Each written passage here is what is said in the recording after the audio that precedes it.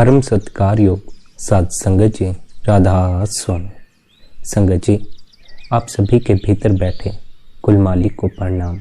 आप सभी को प्रणाम। गुरमुखों, आज का यह सत्संग बड़ी ही रूहानियत से भरा हुआ सत्संग है और आज के इस सत्संग द्वारा आपको बहुत से अनमोल रहस्यों की समझ मिलेगी। सत्संग का एक एक लफ्ज ध्यान पूर्वक अंत तक श्रवण करने योग्य है, इसलिए आपसे यही विनती है कि सत्संग को अंत तक अवश्य ही श्रवण करें। आज के इस सत्संग में हम स्वामी जी महाराज की वाणी लेंगे। सुरत सुन बात री, तेरा धनी बसे आकाश। आज के इस सत्संग द्वारा आपने हमें अपनी सुरत को, अपनी आत्मा को जगाने का उपदेश दिया। हमारी सुरत जो मन के वश हुए बैठी है, मन के पीछे लगकर इस संसार में ठोकरें खाती फिर रही है। आज का यह पूरा सत्संग उस सुरत के जागरण के लिए फरमाया गया है। मन के वश हुई सुरत को जगाने के लिए आप कहते हैं, हे सुरत, हे आत्मा, मेरी बात को ध्यान से सुन। तेरा परमात्मा, तेरा कुल मालिक आकाश में रहता है। किस आकाश में? अंतर आकाश में। एक आकाश तो बाहर है जिसके नीचे हम सभी रहते हैं, खाते पीते और घूमते फिरते। एक आकाश, अंतर आकाश, हमारी इस देह के भीतर मौजूद है, जिसकी कोई सीमा नहीं, जिसमें सब समाया हुआ है। आप सुरत को उस अंतर आकाश में उस कुल मालिक की खोज करने का उपदेश देते हैं। यह उपदेश स्वामी जी महाराज क्यों देते हैं? क्योंकि जब तक सुरत अंतर आकाश में उस कुल मालिक से मिलाप नहीं कर लेती, तब तक वह देह के बंधनों से मुक्त नहीं हो सकती। तब तक हम दुखों से ऊपर नहीं उठ सकते। हमारे जीवन में जो समस्याएं चल रही हैं, ये यूं ही निरंतर चलती रहेंगी। अब यहाँ यह सवाल पैदा होता है कि सुरत अंतर आकाश में कुल मालिक की खोज करना कब शुरू करती? जब मन के स्वाद फीके पड़ना शुरू हो जाते, जब बाहर इस दुनिया में भटक भटक कर थक जाओगे, मन के पीछे लगकर दुख ही दुख इकट्ठा कर लोगे, तब उस कुल मालिक की याद आती है, तब उस कुल मालिक से मिलाप करने का जी चाहता। इसलिए सभी संत महात्माओं ने पहले मन को वश में करने का होका दिया। मन को वश में करने की क्या विधि है? मन को वश में करने की एक ही विधि है, वह है ध्यान। अगर हम निरंतर ध्यान में बैठना शुरू कर दें तो धीरे धीरे हमारा मन हमारे वश में आ जाएगा। सुरत फिर से अपनी मालकियत हासिल कर लेगी और मन उसके आदेश पर चलना शुरू कर देगा। अभी तो हमारी ऐसी हालत है कि मन सुरत की बात ही नहीं सुनता। मन तो उल्टा सुरत को आदेश देता है क्या करना है, क्या नहीं करना। मन के पीछे लगकर संसार में मत भटकते रहो, बल्कि इस मन को भी परमात्मा के धाम ले चलो, अपने असल धाम सचखंड की ओर ले चलो। सचखंड की यह यात्रा ध्यान से शुरू होगी। इसलिए यदि कोई सत्संगी, कोई जीव ध्यान में नहीं बैठना चाहता है कि बिन कुछ किए ही उसे परमात्मा की उपलब्धि हो जाए, तब उसे यह बात स्मरण रखनी चाहिए, बिना ध्यान के कुछ भी उपलब्ध नहीं होता। ध्यान है साक्षी में ठहरने की कला, आत्मा में ठहरने की कला। हमें अपनी आत्मा की पहचान करनी है, इसलिए हमें निरंतर ध्यान में बैठना शुरू कर देना चाहिए। कुछ समय के लिए हमें अपने भीतर उतर जाना चाहिए। जो भी हमें हमारे सद्गुरु ने मार्ग बताया हो, उस मार्ग के अनुसार हमें अंतस की यात्रा करनी चाहिए। संतों द्वारा अपने शिष्यों को बताए गए मार्ग अलग अलग हो सकते हैं, लेकिन उनका मूल एक ही होता है। और वह क्या होता है? वह है ध्यान। सभी संत महात्माओं ने ध्यान पर जोर दिया। आज के इस सत्संग द्वारा हम सुरत के जागरण के बारे में तो समझेंगे ही, साथ ही हम यह भी समझेंगे कि किन किन मार्गों द्वारा साक्षी की यात्रा पूरी होती है, आत्मा की पहचान की जाती। सबसे पहले तो यह समझें कि मनुष्य के जीवन को हम 4 हिस्सों में बांट सकते हैं। सबसे पहली परिधि तो कर्म की परिधि है। करने का जगत है, बाहर का जगत। अगर थोड़ा भीतर चले तो फिर विचार का जगत है, और थोड़ा भीतर चले फिर भाव का जगत है। भाव यानी भक्ति और प्रेम का जगत। उससे और भी थोड़ा भीतर उतर चले केंद्र पर पहुंचे तो साक्षी का जगत है। साक्षी हमारा स्वभाव है, क्योंकि उसके पार जाने का कोई उपाय नहीं। कोई भी कभी उससे पार नहीं गया और ना ही कभी कोई उससे पार जा सकता। साक्षी का साक्षी होना असंभव होता। साक्षी तो बस साक्षी है, उससे पीछे नहीं हटा जा सकता। वह हमारी आखिरी बुनियाद है। साक्षी की बुनियाद पर यह हमारा भवन है, भाव का भवन, विचार का भवन, कर्म का भवन। इसलिए 3 योग है, कर्म योग, ज्ञान योग और भक्ति योग। ये तीनों ही ध्यान की पद्धतियां। इन तीनों से ही साक्षी पर पहुंचने की चेष्टा की जाती है। कर्म योग का अर्थ है कर्म और ध्यान। सीधे कर्म से साक्षी पर जाने की जो चेष्टा है वही कर्म योग है। ध्यान मार्ग है और साक्षित्व मंजिल है। ध्यान की परिपूर्णता ही साक्षित्व का जन्म है और साक्षी भाव का प्रारंभ ही ध्यान है। इसलिए ध्यान सबसे ज्यादा महत्वपूर्ण है। कर्म के साथ ध्यान को जोड़ोगे तो कर्म योग बन जाएगा। इसलिए जो कर्म के ऊपर ध्यान को आरोपित करेगा, जो कर्म के जगत में ध्यान को जोड़ेगा, वह कर्म योगी कहलाता। फिर ज्ञान योगी है, वह विचार के ऊपर ध्यान को आरोपित करता है। वह विचार के जगत में ध्यान को जोड़ता, वह ध्यान पूर्वक विचार करने लगता है, एक नई प्रक्रिया जोड़ देता है कि जो भी करेगा होश पूर्वक करेगा।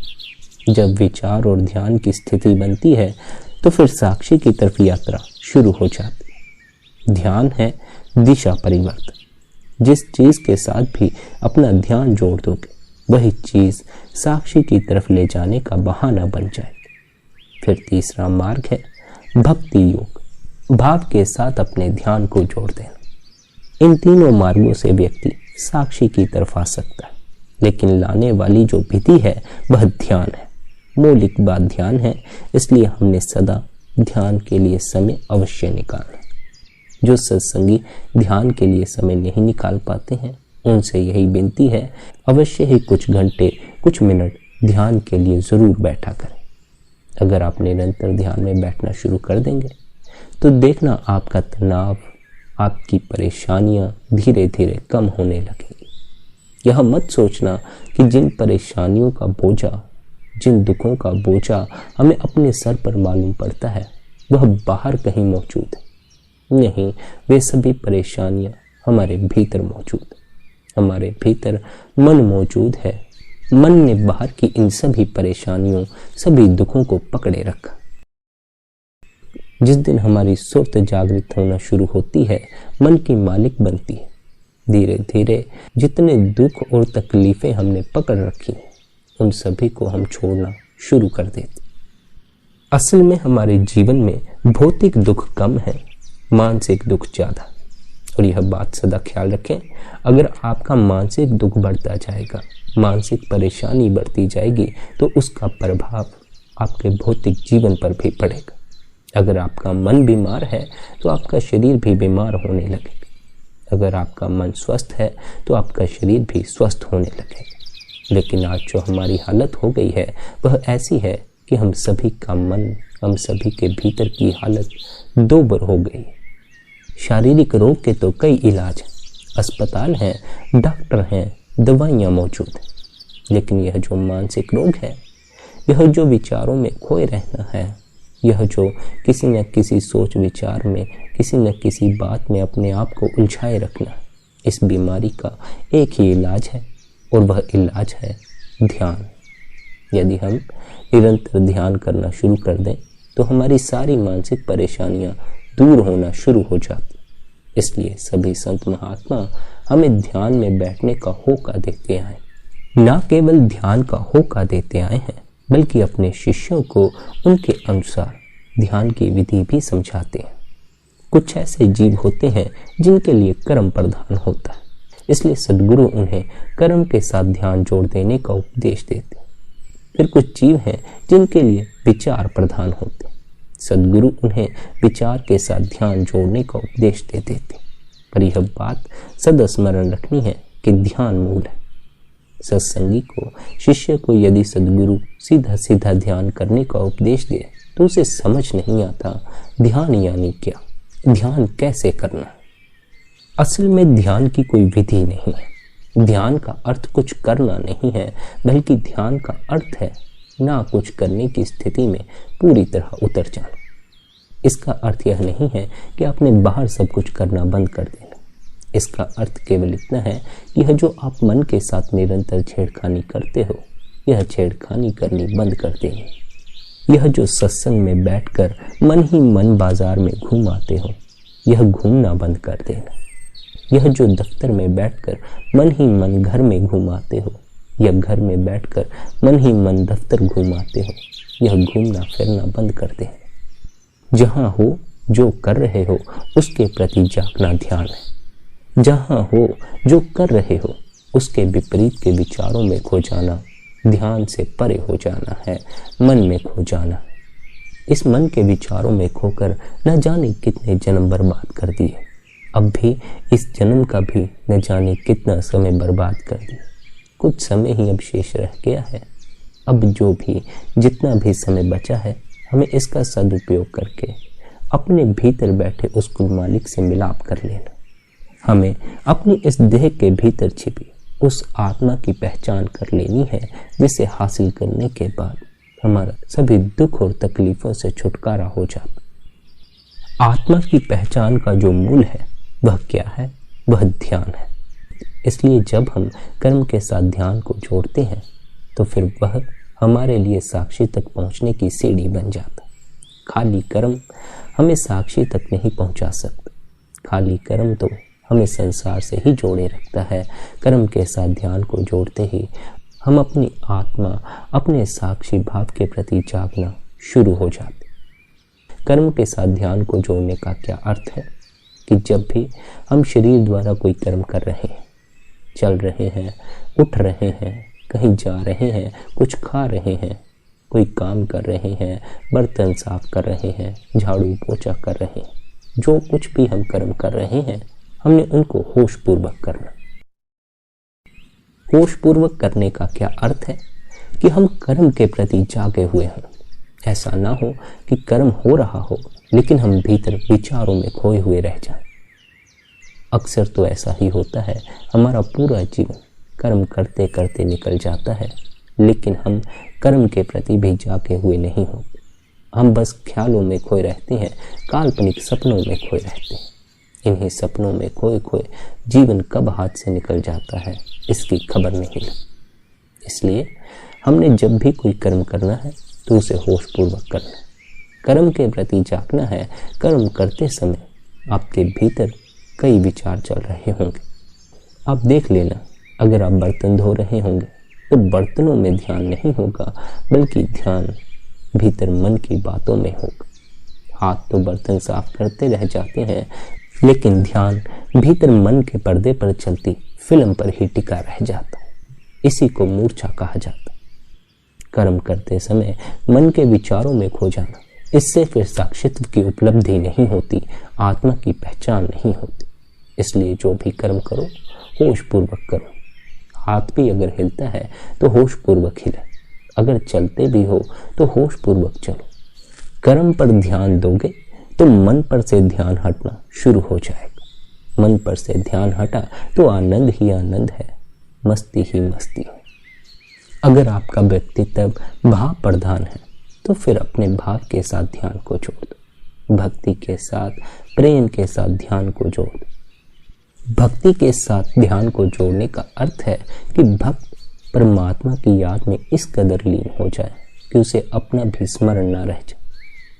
हम तो परमात्मा का नाम भी जब लेते हैं तब भी हमारे भीतर अनेकों विचार चले हुए होते हैं और हम परमात्मा की तरफ कम ध्यान देते हैं, मन के विचारों की तरफ अधिक ध्यान देते हैं। जैसा ऊपर फरमाया, सत्संग में बैठे बैठे मन ही मन हम बाजार में घूम आते हैं, सिनेमा घरों में घूम आते हैं। ध्यान है संसार में, लेकिन जिह्वा ले रही है कुल मालिक का नाम, उस परमात्मा का नाम। ऐसा नाम जपने से कोई लाभ नहीं होगा, यह नाम जपना व्यर्थ चला जाए। यूं ही नहीं, इतने सत्संगी कहते रहते हैं 30 साल हो गए, 35 साल हो गए नाम जपते हुए, कुछ भी हासिल नहीं हुआ। हासिल होगा भी तो कैसे होगा? जिह्वा मालिक का नाम लेती है, लेकिन ध्यान मन के विचारों पर ही अड़ा रहता है। ध्यान देते हो मन पर और जुबान को मालिक का नाम लेने में लगा देते, इससे कुछ भी लाभ नहीं हो। इस बात को सदा स्मरण रखना, अंतर आकाश में कोई शब्द नहीं पहुंचता, इसलिए जितना भी शब्दों द्वारा जाप करते हो, अगर शब्दों से ही चिपके रह गए, बाहर ही बाहर जिह्वा तक ही सीमित रह गए, तब फिर अंतर आकाश में बसे उस कुल मालिक की कोई खबर नहीं लग पाएगी। इससे तो बेहतर फिर यह होगा कि कुछ मत जपो, चुपचाप बैठ रहो, अपनी जीवन ऊर्जा को बाहर व्यर्थ होने से बचा लो। यह ख्याल रखें, हमारी जो जीवन ऊर्जा है, यह बोलने से भी व्यय होती है, देखने से भी व्यय होती है और सुनने से भी व्यय होती है। जब हम बाहर की आवाज़ें ही सुनते रहते हैं, बाहर के दृश्य ही देखते रहते हैं, बाहर ही बाहर बातें करते रह जाते हैं, हमारी सारी जीवन शक्ति बाहर ही बाहर इस संसार में व्यय हो जाती है। फिर उससे क्या होता है? उससे हमें यह नुकसान होता है कि हमारे ऊपर मन का प्रभाव अधिक हो जाता है और हमारा आनंद, हमारी मस्ती धीरे धीरे विलीन होना शुरू हो जाती। इसलिए संतों ने सदा उपदेश दिया है, 9 द्वारों को बंद करो और अपनी इस जीवन ऊर्जा को बाहर व्यय होने से बचाओ। बाहर जो कुछ है वह वैसे भी छिन जाएगा, लेकिन जो भीतर मौजूद है, भीतर का खजाना, अगर एक बार वह हासिल हो जाए तो उसे कोई भी आपसे छीन नहीं सकता। बाहर जो कुछ भी है वह सब छिन जाता है, लेकिन जो भीतर मौजूद है वह शाश्वत है, सदा रहता है, उसे कोई भी छीन नहीं सकता। बाहर जो कुछ भी आप इकट्ठा करते हैं, इसे तो आपके अपने ही आपसे छीन सकते हैं। चोर आपसे छीन सकते हैं, मृत्यु आपसे छीन सकती है, लेकिन जो भीतर की सत्ता है उसे मृत्यु भी आपसे कभी नहीं छीन सकती। यही कारण है कि जो भीतर उतरे उनका मृत्यु का भय समाप्त हो गया। हम अगर मृत्यु से डरते हैं तो इसी कारण डरते हैं, क्योंकि हम निरंतर देखते हैं जो मर जाता है अपना सभी कुछ यहीं छोड़ जाता, जो मर जाता है उसका उससे सब कुछ छिन जाता है और आगे जो उसके वंशज थे उसे दे दिया जाता। भले ही हम अपने बाबत ऐसा ना सोचते हों कि हमें भी मृत्यु आएगी, हमारा भी सब छिन जाएगा, लेकिन फिर भी हमारे भीतर इस बात की छाप तो अवश्य ही छप जाती है कि हमसे भी सब छिनने वाला। दूसरों का चिंता देख देख कर, दूसरों को मरते देख कर हमारे भीतर भी यह छाप पड़ जाती है कि एक न एक दिन तो मृत्यु हमें भी आएगी। पर हम मृत्यु से इस कदर भयभीत होते हैं कि हम इस तरफ ध्यान देना ही बंद कर देते। मृत्यु का विचार तक हमें दुख से भर देता है, पीड़ा से भर देता है। इसलिए हमने हर तरफ से मृत्यु को ढांकने के उपाय कर रखे। कोई जन्मता है तो बड़ा शोर मचाते हैं, बैंड बाजे बजाते। कोई मर जाता है तो चुपचाप ही जाकर उसे फूंक आते। हमारा यह डर हमें मृत्यु के प्रति जागने नहीं देता। अगर मृत्यु के प्रति जागोगे नहीं तो फिर उस कुल मालिक से मिलाप करने की तीव्र तड़प पैदा नहीं हो सकती। मृत्यु ही तो झंझोड़ती है, मृत्यु ही तो उस कुल मालिक की याद दिलाती। जीवन तो हमें परमात्मा का विस्मरण करवा देता। हम तो जीने में ऐसा उलझ जाते हैं कि वह कुल मालिक जिसके आगे हम प्रार्थनाएं करते हैं, जिसका नाम जपते हैं, जिसके आगे माथा टेकते हैं, हम यह तक भी जानना नहीं चाहते वह कहाँ रहता है, उसका असल निवास स्थान कहाँ। केवल हमें उसके आगे माथा टेकने से मतलब है, उसका नाम जपने से मतलब है। और उसका नाम भी अगर हम जपते हैं तो अपने फायदे के लिए, अपनी संसारिक इच्छाएं पूरी करने के लिए। हम मतलबी जीव इस कदर जीवन के धोखे में पड़े हुए हैं कि हम उस कुल मालिक से संसार की चीजें मांगने में लगे। संसार का सब मिल जाए पर परमात्मा ना मिले तो फिर सब कुछ ही व्यर्थ हो गया। परमात्मा मिल जाए, संसार का कुछ ना मिले, तब सब कुछ ही सार्थक हो जाता। वह जीवन जो परमात्मा की याद से भरा हुआ है, उसी जीवन में आनंद के फूल खिल सकते। लेकिन वह जीवन जिसमें परमात्मा की याद ही नहीं है, जो संसार की याद से ही भरा हुआ है, उस जीवन में आनंद के फूल नहीं खिल सकते। इसमें कोई हैरानी की बात नहीं कि आज अधिकांश जीवों का जीवन दुख से भरा हुआ। दुख से भरे होने का कारण भी यही है कि उनके भीतर मालिक की याद नहीं है। अगर मालिक की याद है भी तो अपने किसी स्वार्थ के कारण। उस कुल मालिक को याद करते हैं तो अपने किसी फायदे के कारण। लेकिन इस संसार में ऐसे भी जीव होते रहे हैं जिनके भीतर केवल और केवल मालिक की याद थी। ना तो उनके भीतर संसार की कोई इच्छा थी, ना ही उनके भीतर रूहानियत के किसी नज़ारे को देखने की इच्छा थी, ना ही मुक्ति हासिल करने की इच्छा थी। उन्होंने तो अपने आप को बस प्रभु के आगे समर्पित कर दिया। अगर प्रभु की मर्जी होगी तो संसार की इच्छा पूरी हो जाएगी, नहीं होगी तो उसकी मौत। अगर प्रभु की मर्जी होगी तो मुक्ति हासिल हो जाएगी, नहीं होगी तो उसकी मौत। लेकिन हम कैसे जीव हैं? हम कुछ और ही किस्म के जीव हैं। हम अगर संसार की इच्छाएं छोड़कर मालिक की शरण में आते हैं, उसकी भक्ति करने लगते, तो फिर हम उसके सामने मुक्ति की इच्छा प्रकट कर देते हैं, रूहानियत के नज़ारों की इच्छा प्रकट कर देते हैं। इच्छा का अर्थ है अपनी मर्जी। अपनी मर्जी लेकर मालिक के पास जाओगे, फंस जाओगे, क्योंकि इस संसार में जो कुछ होता है उस कुल मालिक की मर्जी से होता है। हमारी मर्जी से यहाँ कुछ भी नहीं होता। अगर हमारी मर्जी चलती तो हमारी मर्जी तो सबकी यही है कि हम सबका जीवन सुखमय हो, हमारे पास धन हो, अच्छा मकान हो, मुक्ति का साधन हो। लेकिन इनमें से कुछ भी हमारे पास नहीं। हम रोते हैं, चिल्लाते। इसलिए संतों ने क्या कहा? संतों ने कहा, ऐ प्यारे, तू अपनी मर्जी उस कुल मालिक पर थोपना बंद कर दे। जब तक तू अपनी मर्जी मालिक पर थोपता है, दुख ही दुख उठाएगा। तू अपनी मर्जी छोड़कर उस मालिक की रजा में राजी हो जा, फिर देख तेरे जीवन में कैसे सुख की बरसात होती है। लेकिन यही सबसे कठिन पड़ाव है। अपनी मर्जी मालिक पर थोप देना बड़ी आसान सी बात। 100 में से 99% लोग मालिक पर अपनी मर्जी ही थोपते। कभी कभार कोई विरला जीव होता है जो मालिक पर अपनी मर्जी नहीं थोपता, बल्कि उसकी मर्जी स्वीकार करता, उसकी रजा में रहकर अपने जीवन को व्यतीत करता। ऐसे विरले जीवों को ही हमने संत कहा है। ऐसे विरले जीवों की शरण में जाने का ही हमें सभी संत महात्माओं ने उपदेश दे रखा। मालिक की रजा में रहने का यह अर्थ नहीं कि आपको 2 लाख की आस थी, 1 लाख ही मिला और आपने कहा चलो ठीक है तेरी में। अगर लाख मिलते हों तो कोई भी उसकी रजा में राजी हो जाएगा। मालिक की रजा में रहने का तो यह अर्थ है कि अगर वह आपसे आपका सब कुछ भी छीन ले, फिर भी आपका विश्वास उस मालिक से डोलता नहीं। फिर भी आप उसकी मौज मानकर उस फकीरी की हालत को भी स्वीकार कर लेते। हम अगर अमीर ना हो सके तो इतनी तो आशा मालिक से रखते ही हैं कि फकीर ना हो जाए। लेकिन जो संत होते हैं वे फकीरी को पहले स्वीकार करते। फकीरी को स्वीकार कर लेने की हिम्मत उसी जीव में होती है जो मालिक की रजा में रहना शुरू कर देते। जो अपनी मर्जी मालिक पर थोपना चाहते हैं वे फकीरी को स्वीकार नहीं कर पाते। उन्हें तो धन चाहिए, उन्हें तो पद चाहिए। बड़ा पद मालिक ना दे सके तो छोटा पद तो जरूर ही चाहिए। बड़ा धन ना मिल सके तो छोटा धन तो चाहिए ही। कुछ न कुछ तो हमें उस मालिक से चाहिए ही होता। कुछ न कुछ अपनी मर्जी तो हम उस कुल मालिक पर थोपते ही रहते। इसे रजा में राजी होना नहीं कहते। जरा सोच कर देखो, जिस मालिक ने यह ब्रह्मांड रचा, इतने चांद तारे रचे, इतने ग्रह रचे, हमें जन्म दिया, इस प्रकृति को जन्म दिया, भला हम उसे अपनी मर्जी के अनुसार चला सकते हैं? बिल्कुल भी नहीं चला सकते।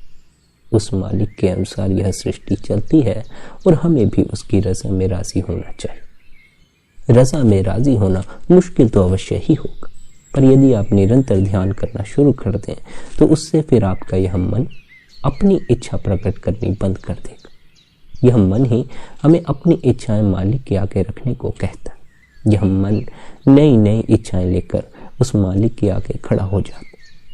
आप देख लें, अगर कुछ सत्संगी, कुछ जीव संसार की चीजें नहीं मांग रहे तो वे मुक्ति मांगने में लगे हुए हैं, वे सचखंड मांगने में लगे हुए हैं, अंतस के नज़ारे मांगने में लगे। अपनी तरफ से मालिक से मत मांगो, वह जो दे उसके द्वारा दिए उस प्रसाद को स्वीकार करो। अगर फकीरी दे तो फकीरी में जियो, अगर अमीरी दे तो अमीरी में जियो। अगर मुक्ति दे तो मुक्त हो जाओ, अगर मुक्ति ना दे, बंधन में रखे तो बंधन में रहो। जैसे भी हाल में मालिक रखे, जिस भी हाल में मालिक रखे, उसकी रज़ा में राज़ी हो जाओ। अब यहाँ यह समझो कैसे हम अपनी सभी इच्छाएं छोड़कर, यहाँ तक कि मुक्ति की इच्छा छोड़कर उस मालिक की रज़ा में राज़ी हो सकते। मालिक की रज़ा में अगर राज़ी होना है तो इस मन की भूख को शांत करना होगा। जब तक यह मन भूखा है, जब तक यह मन मांगने में लगा हुआ है, तब तक यह किसी न किसी इच्छा को प्रकट करता ही रहेगा। मन इतना चालाक है कि अगर इसे संसार की तरफ लेकर गए तो यह पूरे संसार को मांगने लगेगा। इसे परमात्मा की तरफ लेकर गए तो यह पूरे परमात्मा को मांगने लगेगा। मन मांग नहीं छोड़ता, इसकी इस मांग को ही छुड़ाना है। इसकी यह मांग कैसे छूटती है, कैसे यह संसार के स्वादों से मुख मोड़ता है, कैसे यह संसार की इच्छाएं छोड़ता है, मुक्ति की इच्छाएं छोड़ता है, परमात्मा की इच्छाएं छोड़ता है, ध्यान के द्वारा। इसलिए सभी संत हमें ध्यान में बैठने का उपदेश देते हैं। निरंतर ध्यान में बैठो, कुछ मत करो, चुपचाप आसन लगाकर बैठ जाओ। आसन लगाकर नहीं बैठ सकते तो लेट जाओ, लेकिन यह ख्याल रखना अगर लेटोगे तो लेटने से नींद जल्दी आ जाती, ध्यान नहीं बन पाएगा बल्कि नींद में चले जाओ। यूं तो नींद भी आपको उसी तल पर लेकर जाती है जिस तल पर हम ध्यान द्वारा पहुंचते हैं, लेकिन नींद में और जागकर उस तल पर पहुंचना, दोनों में बहुत फर्क है। सोए सोए उस तल पर पहुंचे तो उस तल की कोई खबर न लग सकेगी जहां की आपका साक्षी मौजूद है। इसलिए संतों ने हमें जागते समय ध्यान करने का उपदेश दिया है, ताकि हम जागते जागते ही अपने साक्षित्व का अनुभव कर सकें, आत्मा का अनुभव कर सकें। रात भर आप सोते हैं तो रात भर जब आप सोए हुए होते हैं, अपने साक्षित्व में ठहरे होते, अपने आत्म स्वरूप में ठहरे होते, लेकिन क्या आपको अपने उस आत्म स्वरूप की खबर लगती है? नहीं लग पाती। अगर खबर लगती है तो बस सपनों की लगती है। फिर सुबह उठते हैं, उठते से ही जीवन भर के विचार आंखों के सामने आकर खड़े हो जाते। जो कुछ हमने अतीत में किया या जो कुछ हम भविष्य में करेंगे, वह सब कल्पनाएं, वह सब ख्याल हमारी आंखों के सामने आकर खड़े हो जाते। रात भर हम एक ऐसी अवस्था में होते हैं जहां हमारा सभी विचारों से तादात्म्य टूट गया होता। न हमें अतीत के दुख होते हैं, न भविष्य की चिंता होती, लेकिन सुबह उठते ही, आंख खुलते ही तत्क्षण सारे दुख लौट आते हैं, सारी चिंता लौट आती। यह चिंता, यह दुख तब तक लौटता ही रहेगा जब तक अपने आत्म स्वरूप का अनुभव न कर लो। और यह ख्याल रखें, जागते हुए अपने आत्म स्वरूप में ठहर जाना है, अपने साक्षित्व में ठहर जाना, तब कहीं जाकर आप नींद में भी अपने साक्षित्व का अनुभव कर पाएंगे। इसलिए आपसे यह फिर से विनती की जाती है कि अपनी दिनचर्या में से कुछ समय निकालकर ध्यान में अवश्य ही बैठें। जब ध्यान में बैठना है तो कुछ करना नहीं है, आसन लगाकर बैठ जाना है, फिर चुपचाप अपने मन के विचारों के साक्षी हो जाना। पहले पहले तो मन के साक्षी होना कठिन मालूम पड़ेगा, बड़ी मुश्किल मालूम होगी। ऐसा लगेगा कि यह करना तो एक बोझ बनता जा रहा है, लेकिन अगर आप मन के साक्षी बने रहें, घबराएं नहीं, विचलित ना हो जाए, तब फिर धीरे धीरे आपको अपने ऊपर से बोझ हल्का होता हुआ मालूम पड़ना शुरू हो जाए। निरंतर ध्यान में बैठोगे तो एक दिन ऐसा आएगा जब आपको ध्यान में बैठने का आनंद आने लगेगा। तब फिर आपको मन परेशान नहीं करेगा। मन ही सभी परेशानियों की जड़ है, इसलिए इस मन के साक्षी बनो। निरंतर कुछ समय निकालकर इस मन में उठते विचारों को देखना शुरू करो। देखने वाले बनना, इस मन से झड़कानी मत करने लगना। मन में अनेकों, जब आप ध्यान में बैठोगे तो भीतर अनेकों विचार उठेंगे। पहले पहले तो यही विचार उठेगा कि यह क्या कर रहे हैं, ऐसा करने से क्या उपलब्ध होने वाला है, यह सब छोड़ो, इससे ज़्यादा ज़रूरी काम पड़े। बाजार जाना है, घर का कोई काम करना है, और न जाने कितने ज़रूरी काम यह मन आपको ध्यान के समय याद दिलाना शुरू कर देगा। अक्सर ऐसा होता है कि सत्संगी ध्यान में बैठता है, मन उसके सामने अनेकों विचार खड़े कर देता है, अनेकों तरह के काम काज उसे सुझाता है, और सत्संगी ध्यान छोड़कर मन के कहे अनुसार अपने ज़रूरी काम पूरे करने में लग जाता। इसे ही मन का धोखा कहते हैं। मन ध्यान के समय यही चाल चलता है। मन ध्यान के समय आपको सदा यह कहता है कि संसार के काम बहुत ज़्यादा ज़रूरी, लेकिन जब आप ध्यान में नहीं होते तब मन आपसे यह नहीं कहता कि संसारी कामकाज बड़े ज़रूरी। तब यह मन आपसे क्या कहता है? तब यह मन कहता है यह संसार दुखों से भरा, इसके काम का सर पर बोझ है, यह सब छोड़ो और ध्यान में बैठ जाओ। मन दो तरह की बातें करता। अगर संसार में उलझ जाओ तो यह मन परमात्मा की बात करनी शुरू कर देता है, ध्यान और बंदगी की बात शुरू कर देता है। अगर बंदगी या ध्यान करने बैठ जाओ तो यह मन संसार की बात करनी शुरू कर देता है। इसलिए संतों ने क्या कहा कि इस मन के साक्षी बनो, इसके कहे अनुसार चलना शुरू मत कर दो। यह मन आपको कभी भी एक जगह टिक कर बैठने नहीं देगा। परमात्मा की तरफ चलोगे, संसार की तरफ भगाएगा, संसार की तरफ चलोगे, परमात्मा की तरफ भगाएगा। इसलिए इस मन के साक्षी बनो। धीरे धीरे इस मन के साक्षी बनते जाओगे, भीतर उठने वाले विचारों के दृष्टा बनोगे, तो धीरे धीरे यह यहाँ वहाँ भागना बंद करता चला जाएगा। जब हम विचारों के दृष्टा हो जाते हैं तो विचार अपने से विलीन होना शुरू हो जाते। यह भी ख्याल रखें, जब हम मन पर ध्यान देना शुरू करते हैं तो मन में उठते विचारों की मूर्खता दिखाई पड़ती है, उनकी व्यर्थता दिखाई पड़ती। अभी तो हमने अपने मन को इस कदर खंगाला ही नहीं है, इस कदर अपने मन में झांका ही नहीं है कि हमें उसकी व्यर्थता पता चल सके। वही नहीं, हम इस मन से प्रीत लगाए बैठे। प्रीत लगाए रखने का यही कारण है कि हमने इस मन की बहुत सी बातें नज़रअंदाज कर दी। अगर इसे खंगालें तो वे सभी नज़रअंदाज की गई बातें हमारी आंखों के सामने आकर खड़ी हो जाएंगी। और इसकी बातें इतनी मैल से भरी हुई हैं कि उस मैल के साथ किसी का रहने का कोई जी नहीं करता। इसलिए कई बार ऐसा भी हो जाता है कि जब सत्संगी ध्यान में बैठता है, अपने मन का दृष्टा बनता है, अपने विचारों का दृष्टा बनता है, तो वे विचार जो उसने दमित कर दिए थे, भीतर दबा कर रखे थे, मैले विचार, वे विचार भी आंखों के सामने आकर खड़े हो जाते। अपने भीतर इतनी मलिनता से भरे विचार देखकर सत्संगी घबरा जाता और सोचता है कि यह ध्यान का मार्ग तो मुझे और भी ज्यादा गंध में ले जा रहा है। ध्यान आपको गंदगी में नहीं उतारता, आपने भीतर गंदगी इकट्ठा कर रखी है। ध्यान तो केवल आपके भीतर इकट्ठा हुई उस गंदगी पर प्रकाश डालता। ध्यान प्रकाश है और मूर्छा अंधकार। मूर्छा का अर्थ है अपने भीतर की मलिनता को नजरअंदाज कर देना। हम सब यही करते हैं। क्यों यह करते हैं? क्योंकि हमें इस मलिनता से ऊपर उठने का कोई तरीका नहीं पता। काम के मलिन विचार, क्रोध के मलिन विचार, अहंकार के मलिन विचार, इन मलिन विचारों को जब हम देखते हैं कमजोर पड़ जाते हैं। इन्हें देखने का साहस नहीं कर पाते, इनके साक्षी नहीं बन पाते। इसलिए इस बात को स्मरण रखना है, हिम्मत नहीं हार जानी, अपने सदगुरु पर, मालिक पर विश्वास रखना है और यह ठान लेना है कि भीतर जितनी मलिनता भरी पड़ी है मैं उन सब का साक्षी बनूंगा। भीतर जितने मलिन विचार उठेंगे मैं उन सब का दृष्टा बनूंगा। ख्याल रखें, जब मलिनता से भरे विचार आंखों के सामने आएंगे तो वे आपको आकर्षित भी करेंगे, वे आपको अपनी ओर आने के लिए प्रलोभन देंगे। अक्सर ऐसा हो जाता है कि ध्यान के समय काम वासना भी बहुत तीव्रता से पकड़ती।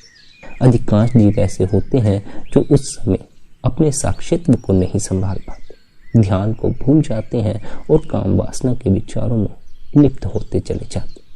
विचारों के साक्षी बनना है, विचारों के साथ एक नहीं हो जाना। और यह भी ख्याल रखें, विचारों के साक्षी बनना है, विचारों का दमन नहीं कर देना। जीव के लिए यहाँ कठिनाई हो जाती। जब उससे कहा जाता है कि विचारों के साथ लिप्त नहीं होना, तो वह यह समझता है कि फिर मुझे इन विचारों को दबाना पड़ेगा। अगर दबाएगा नहीं तो वे विचार आंखों के सामने घूमेंगे, आंखों के सामने घूमेंगे तो वह अवश्य ही उनमें लीन हो जाएगा। इसलिए जीव विचारों को दबाने में लग जाता। दबाओगे तो वे विचार और भी गहरे अचेतन मन में सरकते चले जाएंगे। आज अगर हमारी मानसिक हालत बिगड़ गई है, हमें मानसिक रोग हो गए हैं, तो वह अचेतन मन में भरे दमित विचारों के कारण। ध्यान विधि है अचेतन मन में दबे पड़े विचारों को निकालकर चेतन मन में लाने की। लेकिन चेतन मन में जब वे विचार आते हैं तो वे विचार बाहर निकलने के लिए आते। तब अगर आप उन्हें बाहर निकलने के लिए मार्ग न दोगे बल्कि उन विचारों के साथ लिप्त हो जाओगे, तब फिर वे विचार आपका हिस्सा बन जाएंगे और आपकी जीवन ऊर्जा को व्यय कर देंगे। अगर आप उन विचारों को बाहर निकलने का मार्ग न देंगे, उन्हें फिर से भीतर ही दबाते चले जाएंगे, तब वे विचार आपके भीतर और भी ज़्यादा दुर्गंध इकट्ठी करना शुरू कर देंगे। इसलिए अपने विचारों के साक्षी बनना है, मन के साक्षी बनना। कोई भी विचार भीतर उठे उसके साक्षी बनो, उसके दृष्टा बनो। देखते ही देखते वह विचार अपने से आपसे बाहर निकल जाएगा, अपने आप ही आपसे दूर हो जाएगा और फिर कभी लौट कर आपके पास नहीं आएगा। बस विचारों के साथ छेड़खानी मत करना, न भोगना न त्यागना, साक्षी बनना। अपने मन पर ध्यान दोगे तो मन की मूर्खता नजर आनी शुरू हो जाएगी। मन की मूर्खता जिसे नजर आ जाती है वह मन के पीछे चलना बंद कर देती। हमें मन की मूर्खता नजर नहीं आती। क्यों? क्योंकि हम इसकी तरफ ध्यान नहीं देते। हम जिसे अपना मित्र समझे बैठे हैं वही हमारा शत्रु बने बैठा। हमारी सारी अशांति का कारण यह मन ही है। इसलिए संतों ने सदा इस मन से परे जाने का उपदेश दिया। इस मन से परे है साक्षी, मन से परे है आत्मा। उसकी खोज का उपदेश ही हर संत महात्मा हमें अपनी वाणी के जरिए देते हैं, अपने सत्संगों के जरिए देते हैं। आपने भी आज तक कितने ही सत्संग सुने होंगे और हर सत्संग में सद्गुरु हमें मन से पार, जो हमारी आत्मा है, जो परमात्मा से मिलाप कर सकती है, उसकी खोज करने का उपदेश देते हैं। हम मन से पार जाने की कोशिश नहीं करते। मन से पार जाने के लिए मन में झांकना पड़ता है, मन में उठते विचारों की दृष्टा बनना पड़ता है। वहाँ हम कमज़ोर पड़ जाते, डर जाते हैं कि इन विचारों का सामना कैसे करें। घबराओ मत, मालिक पर भरोसा रखो, सद्गुरु पर भरोसा रखो और चुपचाप इनके दृष्टा बने रहो। आज इनके दृष्टा नहीं बन पाओगे, कल नहीं बन पाओगे, परसों नहीं बन पाओगे, कभी न कभी तो एक दिन आएगा जब इन विचारों के दृष्टा बन जाओगे। ख्याल रखना, यह इतना आसान मार्ग तो नहीं है, लेकिन जब इस मार्ग पर उन्नति होती है तो परमानंद की प्राप्ति होती है। मन में झांकने की हिम्मत करोगे तभी मन से पार जा सकोगे और आनंद मन से पार उपलब्ध होता है। जब तक भीतर मन मौजूद है आपको आनंद का अनुभव नहीं हो पाएगा, शांति का अनुभव नहीं हो पाएगा। मन की मौजूदगी ही सब दुखों का कारण है। इसलिए हमें मन से पार जाना है। मन से पार जाने के लिए मन के साक्षी बनने की आवश्यकता। भीतर जितने विचार उठें, जितनी वासनाएं उठें, ध्यान के समय उनके साथ एक नहीं हो जाना है या उनका दमन नहीं करना है, बस उनके साक्षी बने रहें। कोशिश तो आपको ही करनी होगी, हिम्मत तो आपको ही करनी होगी। अवश्य ही पहले पहले मन के साक्षी बनने पर घबराहट होगी। इतने मलिनता भरे विचार देखोगे तो घबराओगे। अपने ही भीतर इतने मैले विचार देखकर कोई भी घबरा सकता है, लेकिन हमने हिम्मत नहीं छोड़ देनी है, कोशिश करनी नहीं छोड़ देनी। ये ना हो कि आज हम ध्यान में बैठें, अपने मन की मलिनता देखें और कल से हम ध्यान में बैठना ही बंद करें। अगर सच में परमानंद हासिल करना चाहते हो, अपने साक्षित्व तक पहुंचना चाहते हो, तो मन की मलिनता से भागने की कोशिश मत करना, अपने विचारों से भागने की कोशिश मत करना, जीवन की किसी भी परिस्थिति से भागने की कोशिश मत करना, जागने की कोशिश करना। जागने से हर परिस्थिति का हल मिल जाता है, भागने से हर परिस्थिति बोझिल बनती चली जाती है। इसलिए जागो प्यारे जागो, अपनी सुर्त को जगाओ, निरंतर ध्यान में बैठो, निरंतर भजन बंदगी में बैठो। संगत जी, इसी विनती के साथ आज के इस सत्संग को यहाँ पर विश्राम देते हैं। इतने प्रेम और प्यार से आपने सत्संग को सुना, उसके लिए आप सभी का धन्यवाद। अंत में आपसे फिर एक बार विनती की जाती है कि अपनी दिनचर्या में से कुछ समय निकालकर ध्यान में अवश्य ही बैठे। इससे आपको आनंद की प्राप्ति भी होगी और आपको मन से परे जो आपका साक्षित्व है उसका अनुभव होना भी शुरू हो जाएगा। ध्यान मूल है, इस बात को सदा स्मरण रखना। जिन सत्संगियों को शब्द सुनाई पड़ता है उन्हें कुछ भी और करने की आवश्यकता नहीं है। वे अपने आप को शब्द में लीन कर दें, शब्द को सुनने में ध्यान दें। शब्द ही उन्हें परमात्मा तक, उस कुल मालिक तक ले जाएगा। जिन्हें शब्द का सहारा मिल गया उन्हें फिर कोई और सहारा खोजने की आवश्यकता नहीं रह जाती। इसलिए सद्गुरु हमें बार बार क्या समझाते हैं, निरंतर भजन मंगी द्वारा अपने भीतर गूंजते शब्द से जुड़ो और फिर शब्द के साथ अपनी लिप जोड़कर उस कुल मालिक के साथ एक हो जाओ।